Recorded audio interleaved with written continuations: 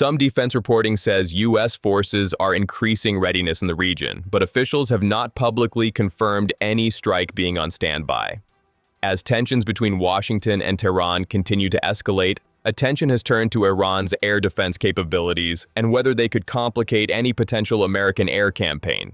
Iranian state media says air defenses are on heightened readiness, but the exact posture cannot be independently confirmed. Military analysts continue to question whether Iran's network can reliably withstand a sustained U.S. air campaign. The gap between Iranian claims about defensive capabilities and Western assessments of those capabilities remains significant and difficult to bridge without actual combat data. Iranian state media describes a multi-layered system combining long, medium, and short-range air defense platforms into what Tehran characterizes as a comprehensive defensive web designed to protect the country's airspace.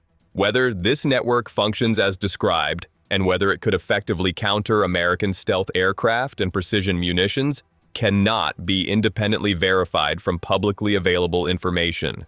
The following analysis draws on Iranian state media claims, Western defense reporting, and analyst assessments, each source with particular perspectives and limitations. Critical evaluation of all claims is essential for understanding what is known, what is claimed, and what remains genuinely uncertain. Iran's air defense approach is described as designed to deny hostile forces easy air superiority over its major cities and strategic infrastructure, forcing any attacker to pay a higher price for penetrating Iranian airspace, according to descriptions in defense reporting. This represents the conceptual framework Iran has pursued over the past decade. Over the past decade, the Iranian military has reportedly built a multi-layered system that combines different range capabilities, according to various assessments from defense analysts. The intent, according to this framework, is to create overlapping coverage that complicates attack planning and forces adversaries to dedicate more resources to any air campaign. Iranian state media describes this layered approach as providing comprehensive protection for the country's territory. However, the actual effectiveness of layered defenses depends on factors including equipment quality, operator training, system integration, maintenance, and the sophistication of attacking forces, all of which are difficult to assess accurately from public information. Analysts note that Iran's defensive approach realistically aims to raise costs rather than guarantee complete denial of airspace to a determined adversary. The distinction between complicating an attack and actually preventing it is significant for understanding how these systems might perform against advanced American capabilities in any actual conflict scenario. Some outlets have speculated about Iran seeking S-400 capabilities, but there is no reliable public confirmation of operational S-400 deployments in Iran. The S-400 is Russia's most advanced exported air defense system, and reports about potential Iranian interest should be treated as unverified speculation rather than established fact. The S-400 Triumph is a Russian-made long-range air defense system that has been exported to several countries, including Turkey, India, and China. Its capabilities against various targets are assessed differently by different sources, and real-world performance depends heavily on integration, operator training, and the specific threat environment it faces. Russian officials have confirmed defense cooperation with Iran in general terms, but specific claims about S-400 delivery or deployment have not been substantiated by independent sources or confirmed by official statements from either Moscow or Tehran. Such claims should be treated with appropriate skepticism pending verification. It is important to note that even if Iran were to acquire advanced air defense systems like the S-400, no system provides absolute protection against a determined adversary. Sophisticated adversaries like the United States develop tactics, techniques, and technologies specifically designed to counter known defensive capabilities and exploit their limitations. Russia completed delivery of S-300 air defense systems to Iran in 2016, according to reporting at the time. This delivery is one of the few confirmed elements of Iran's air defense network that can be verified from public sources and represents a genuine enhancement of Iranian capabilities. The S-300 PMU-2 provides medium to long-range air defense capability and was considered a significant acquisition for Iran when delivered. However, the system represents older technology at this point, and its effectiveness against modern threats, including stealth aircraft and advanced cruise missiles, is assessed as limited by some Western analysts. Iranian officials have described the S-300 as fully operational and integrated into their defensive network. The actual readiness and current capability of these systems cannot be independently verified from public sources, and maintenance and spare parts availability may affect operational status. Defense analysts note that maintaining sophisticated air defense systems requires ongoing support, spare parts, technical expertise, and continuous training. How well Iran has maintained its S-300 network over time, and whether it remains at full operational capability, is not publicly known with any certainty. Bavar 373 is described by Iranian state media as an indigenous long-range air defense system developed domestically to reduce dependence on foreign suppliers. Road mobile launchers reportedly provide coverage against aircraft, drones, and some classes of ballistic missiles out to roughly 200 kilometers, according to Iranian state media claims about the system's capabilities. Sayyad 4 interceptor missiles associated with the Bavar 373 are described by Iranian sources as capable of engaging fifth-generation fighters at high altitude, according to state media coverage. This claim has not been independently verified by Western analysts and is viewed with significant skepticism given the technical challenges involved. Iran has promoted the Bavar 373 as evidence of domestic defense industrial capability and technological self-sufficiency. The system has been displayed at military parades and featured prominently in state media coverage. However, its actual performance characteristics against modern threats remain uncertain and untested in combat. Western analysts express skepticism about Iranian claims regarding indigenous systems' ability to counter advanced stealth aircraft. The claim that any system can reliably detect, track, and engage fifth-generation fighters like the F-35 is particularly disputed given the specific design features of such aircraft intended to defeat radar detection. Khordad-15 batteries reportedly protect major cities and air bases against jets, unmanned systems, and low-flying cruise missiles, according to Iranian state media descriptions of the system's role. The system represents Iran's medium-range defensive layer intended to fill gaps between long-range strategic defense and point defense systems. Iranian officials have described Khordad-15 as capable of detecting and engaging stealthy targets, including cruise missiles and advanced drones. This claim is significant given that cruise missiles and some unmanned aerial vehicles have reduced radar signatures. However, the actual detection and engagement capabilities against such targets have not been demonstrated publicly or verified independently. The system was reportedly used or activated during previous incidents, though details and outcomes of any actual engagements remain disputed, unclear, or unverifiable from public sources. State media claims about performance in specific incidents should be treated as Iranian government messaging rather than verified facts about system effectiveness. Medium-range systems like Khordad-15 are intended to fill the gap between long-range strategic defense and point defense of specific facilities.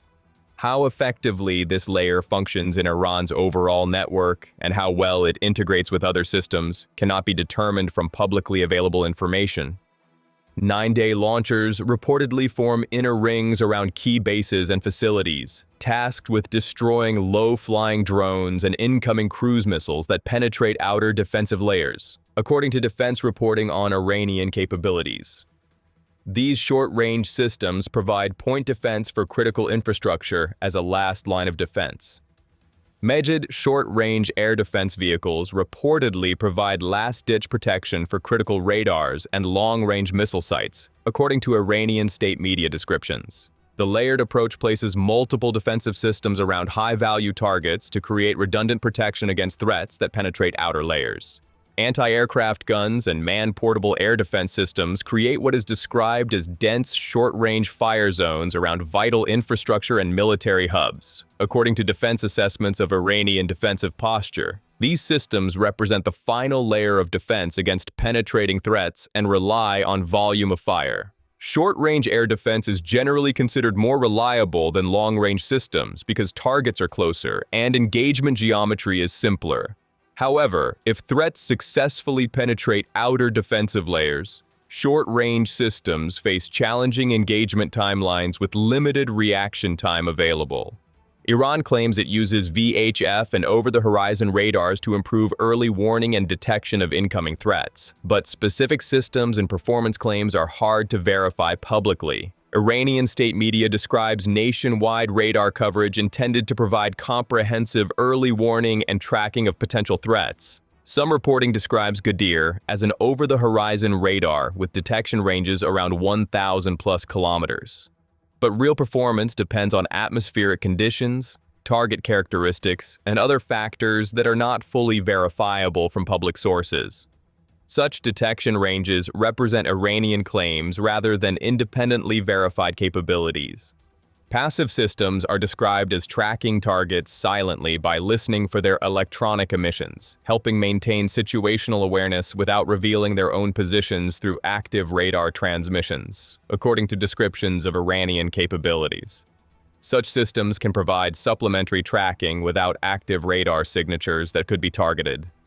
A nationwide joint air defense command reportedly links Iran's major radar stations and surface-to-air missile units into an integrated command structure, according to state media. Iranian officials claim this network provides continuous 24/7 surveillance of the country's airspace and enables rapid response to threats. The effectiveness of any air defense network depends not just on individual systems, but on how well they are integrated into a cohesive defensive structure. Iranian officials claim comprehensive integration, but this claim cannot be verified independently from public sources. Command and control linkages between radar sites and missile batteries determine how quickly threats can be detected, tracked, identified, and engaged. Gaps in integration can create vulnerabilities and delays, even if individual systems are technically capable of engaging threats. Western analysts note that integrating systems from different sources, Russian imports like the S-300 and indigenously developed systems like the Bavar 373, presents significant technical challenges. Whether Iran has achieved seamless integration across different platforms is unknown and difficult to assess.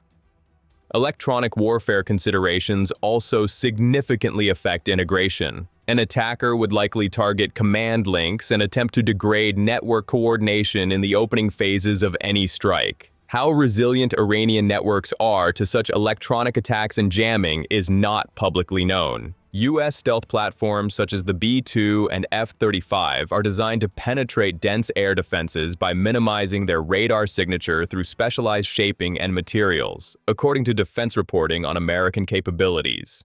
The B-21 is still in testing and not yet operational, so it would not be available for current operations. These aircraft represent the leading edge of American air power capabilities. American electronic warfare assets would also seek to blind or confuse Iranian radars and sever command links in the opening hours of any large strike package, according to defense analysts familiar with American doctrine. Degrading air defenses before and during strikes is a standard and well-practiced component of American air campaign doctrine developed over decades. The combination of stealth aircraft, electronic warfare platforms, and precision-guided munitions represents capabilities specifically developed and refined to overcome layered air defenses like those Iran has constructed. How effectively Iran's network could respond to such threats is actively debated among defense analysts.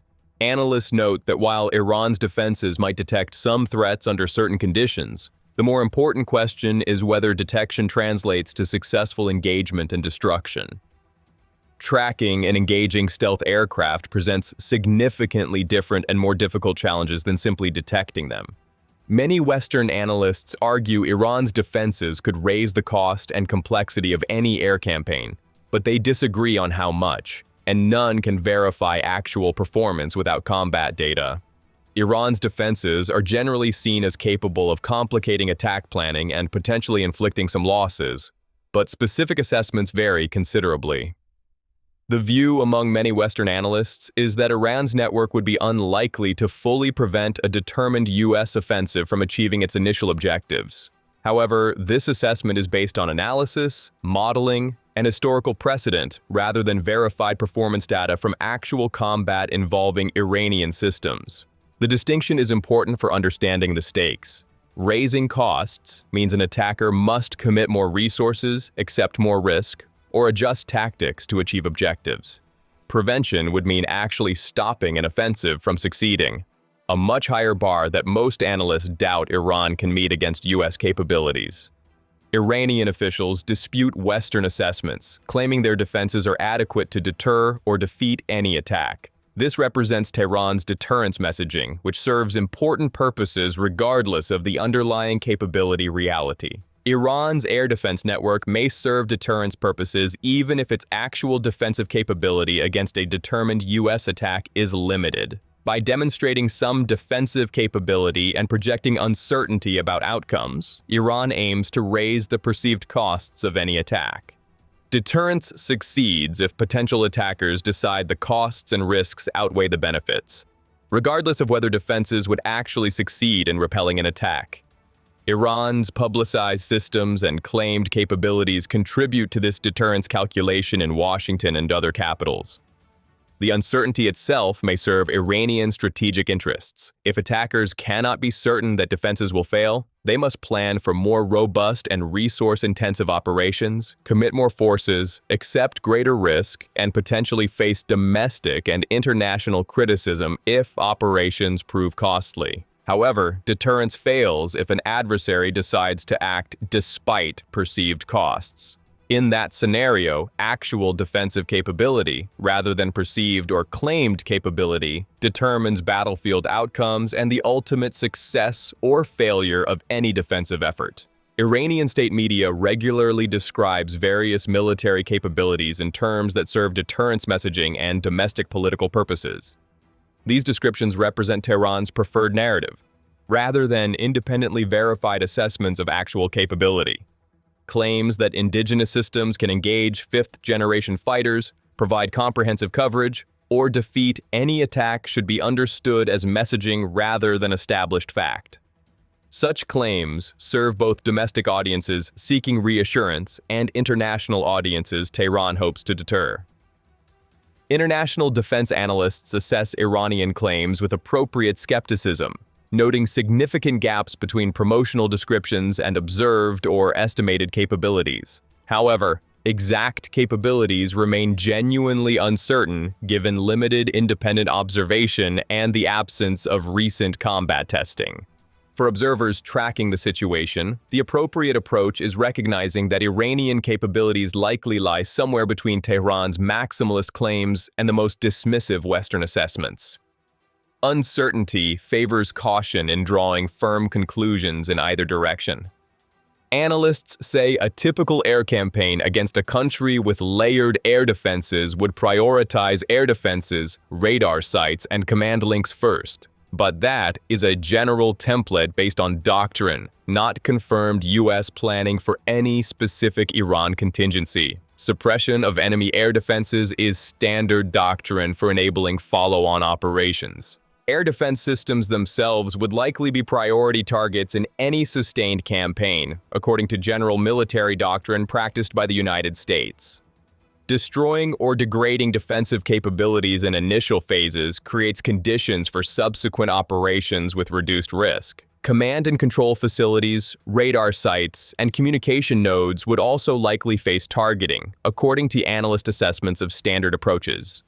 Degrading network integration reduces overall defensive effectiveness and makes subsequent strikes easier to execute. This pattern, attacking defenses to enable follow-on strikes, represents standard air campaign doctrine developed and refined over decades of U.S. military operations. Specific U.S. planning for any Iran contingency is not publicly known and may differ from general doctrinal templates. Iran's strategic posture does not rely solely on air defense to deter or respond to attack.